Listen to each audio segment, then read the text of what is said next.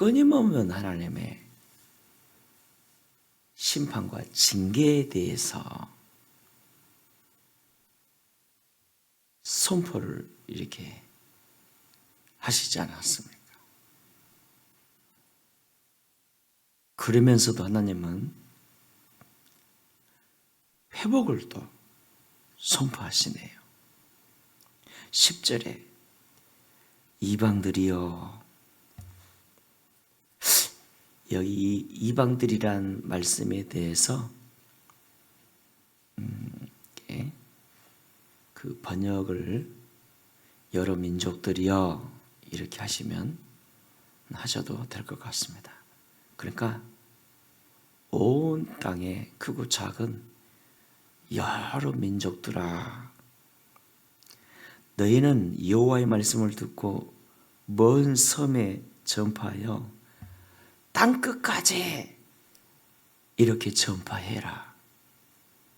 이러시기를, 하나님이 말씀하시기를, 이스라엘을 흩으신 자가, 여러분 이스라엘을 흩으신 자가 누구죠?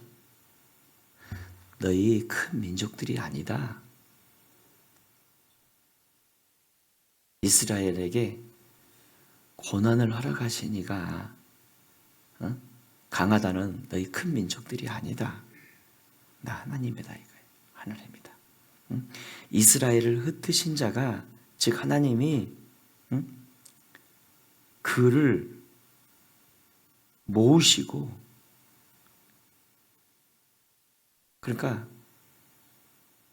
BC 586년에 바벨론에 의해서 그들이 흩어졌잖아요. 그들을 다시 모으겠다는 거예요. 모으시고 목자가 그 양떼에게 행한 같이 그를 지키시리로다.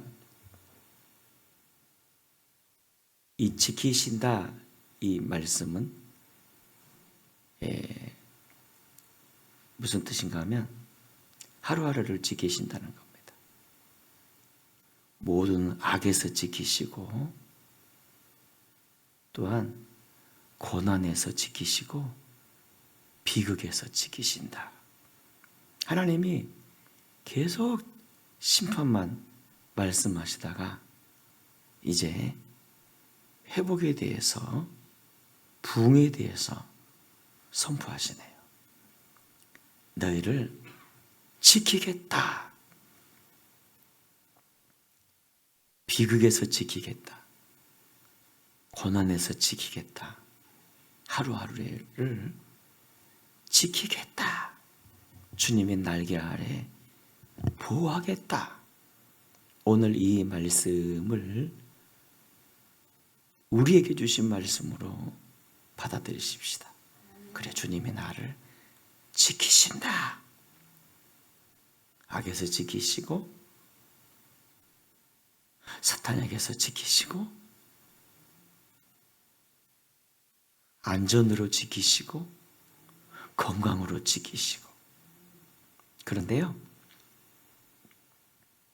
사실 이 말씀 예레미야 31장 전체적인 말씀에서의 이 지키신다, 지키신다는 이 주님의 그 말씀에 배경이 있습니다.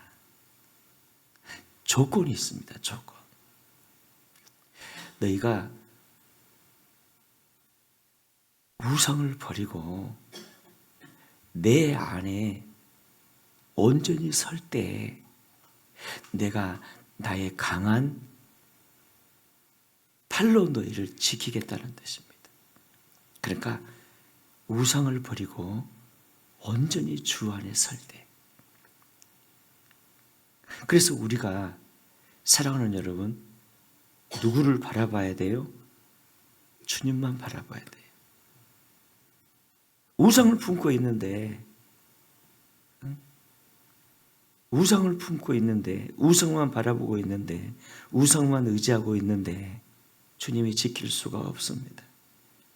주님만 바라보며 주바라기가 되어서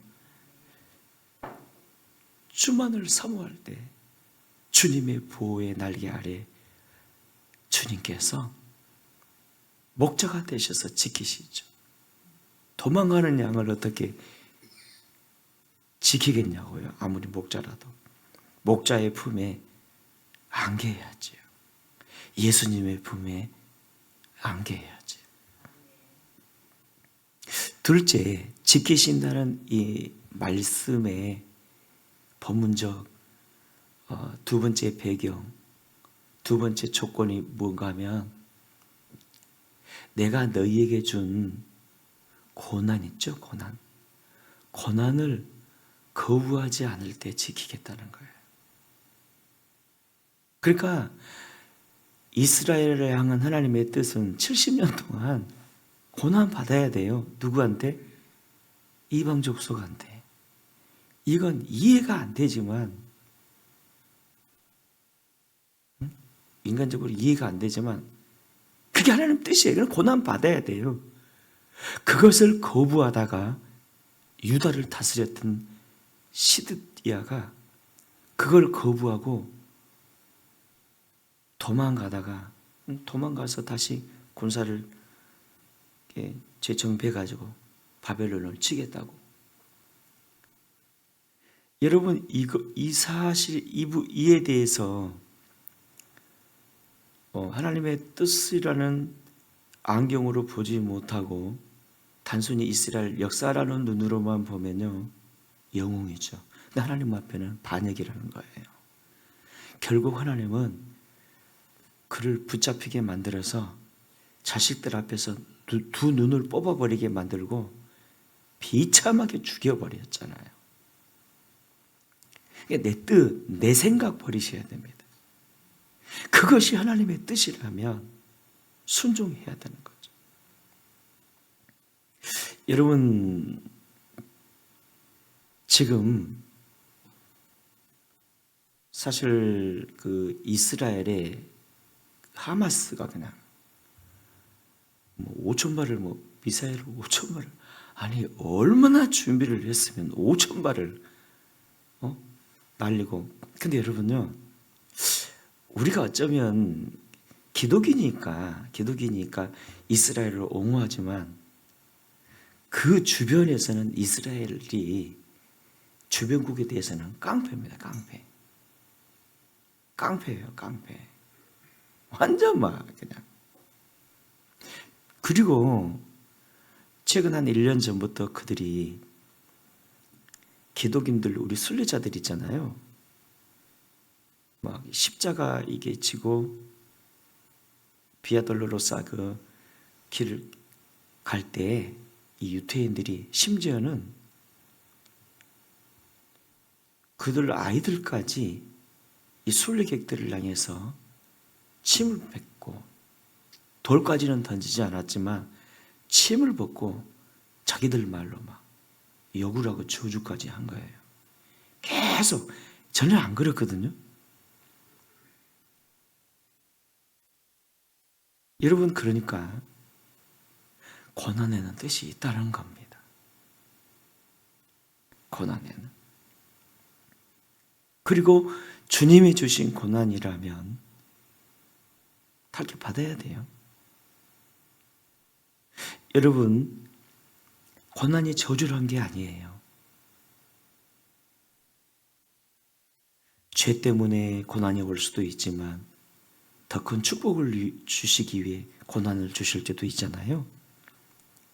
참 우리 성도님들께 감사드린 건, 어제 참 우리 박상선 선교사 왔을 때 참 여러 가지로 섬겨주셔서 감사합니다. 헌신해 주셔서 감사하고요. 누군가 이렇게 물으시더라고요. 아니, 왜 박상선 선교사에게만 잘해드리는 겁니까? 제가 사실 그 말씀 속에 이렇게 죄송하더라고요. 잘해드린 것도 없어요. 또 하나, 그분은 특별히 하나님이 우리에게 맡기셨다고 저는 생각합니다. 네가 좀 그를 섬겨라, 돌봐라, 이렇게. 진짜예요. 이렇게. 그러니까 주님이 주신 고난이라면요, 아멘으로 받아들일 수 있을 때, 우리가 주를 위해 십자가 질 때 주님께서도 우리를 위해 일해 주셔요. 그리고 셋째, 본문의 배경 속에서 지킨다는 이 말씀은요, 여기 본문 1절에도 보니까 그때라는 단어가 나오고요, 13절에도 보니까 그때라는 단어가 나오잖아요. 그러니까 회복시키실 하나님의 때가 있다는 거예요. 그 때까지는 인내하고 참으셔야 돼요. 할렐루야. 고난도 때가 있어요. 웃음을 주실 회복에 때가 있고요. 주님만 바라보면서 우리가 참을 수 있어야 합니다. 그러니까 우리 인생에 대한 모든 주권은 누구의 손에 있다? 하나님의 손에 있다는 거예요. 사람 바라보지 마세요. 실망해요. 하나님만 바라보시며 그분만 의지하며 그분만 붙잡으며 나아가시는 저와 여러분 되시기를 주의 이름으로 축원합니다.